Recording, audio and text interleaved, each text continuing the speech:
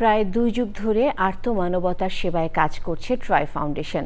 তারই ধারাবাহিকতায় এবারও নড়াইলের দুস্থ, প্রতিবন্ধী ও কর্মহীন মানুষদের মাঝে ঈদের আনন্দ ভাগাভাগি করতে উপহার সামগ্রী তুলে দিয়েছে ট্রাই ফাউন্ডেশন।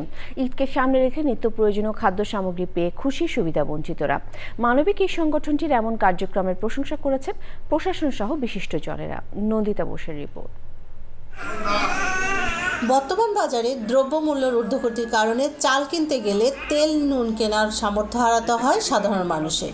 এমন দুঃসময়ে আসন্ন ঈদ উল ফিতর উপলক্ষে নড়াইলের সুবিধা বঞ্চিত ও দুস্থ মানুষের মাঝে ট্রাই ফাউন্ডেশনের সহযোগিতায় চাল, ডাল, চিনি, আলু, লবণ, দুধ, সেমাই বিতরণ করা হয়।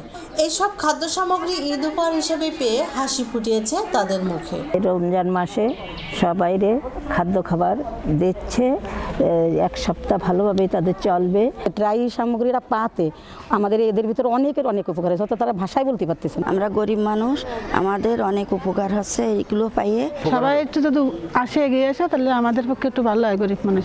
অনাহারে অধ্যহারে থাকা এসব মানুষের ঈদ পালনে এমন মানবিক সহায়তায় কৃতজ্ঞতা প্রকাশ করেন সমাজের বিশিষ্টজনেরা। রমজান উপলক্ষে ঈদের খুশি ভাগাভাগির উদ্দেশ্যে ট্রাই ফাউন্ডেশন নড়াইল যারা বঞ্চিত জন এবং সমাজের প্রান্তিক পর্যায়ের ব্যক্তি যারা, তাদের মধ্যে খাদ্য সামগ্রী সহ উপহার সামগ্রী বিতরণের এই কার্যক্রমকে আমি সাধুবাদ জানাই। দুর্যোগের সময় খাদ্য সামগ্রী আর তীব্র শীতে কম্বল নিয়ে অসহায় মানুষের পাশে যেমন এগিয়ে আসে ট্রাই ফাউন্ডেশন, তেমনি ঈদের আনন্দ ভাগাভাগি করতে সুবিধাবঞ্চিত মানুষের মাঝে খাদ্য সামগ্রী বিতরণ করায় কৃতজ্ঞতা জানানোর পাশাপাশি অন্যান্য মানবিক সংগঠনগুলোকে এগিয়ে আসার আহ্বান জানান রাজনৈতিক ব্যক্তিত্বরা। প্রত্যেকেই যদি আমরা এগিয়ে আসি তাহলে আমার মনে হয় ঈদ উদযাপন এবং ঈদের আনন্দটা আরও মধুময়ভাবে আমরা উদযাপন করতে পারবো। যাদের এই ধরনের সহযোগিতা করার সমর্থন আছে